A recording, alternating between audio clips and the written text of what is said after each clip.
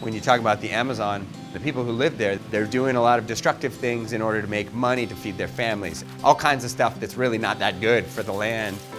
Whereas acai is this berry that grows wild in the palm trees. You can harvest the berries as a renewable resource and at the same time make a healthy living on it. O açaí, ele é o alimento da gente, né, que a gente bebe. E na outra forma também é no meio de ajudar a gente, né, que a gente tira ele, que é para fornecer o dinheiro para a gente comprar a despesa para a casa da gente, né.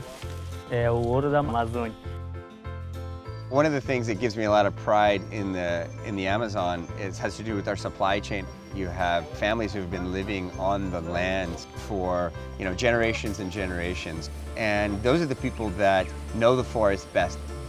We go to the people, we give them technical assistance, we work with them on their best practices, we share best practices across different communities and really build a family relationship. Em 2015 a gente trabalhou com eles entregando açaí para a fábrica mesmo, e a gente eles já fizeram vários cursos com a gente, já distribuíram filtro, né?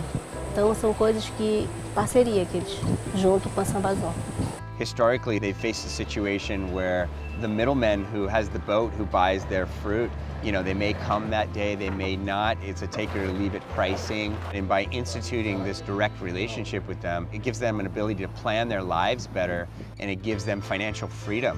Os benefícios maiores, como geração de renda e emprego na comunidade, com pessoas priorizadas da comunidade, porque sempre tudo que era feito vinha de fora.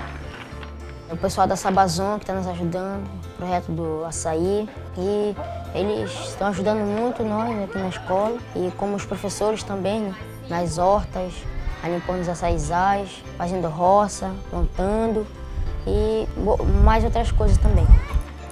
The definition of sustainability is not making decisions now that compromise the future.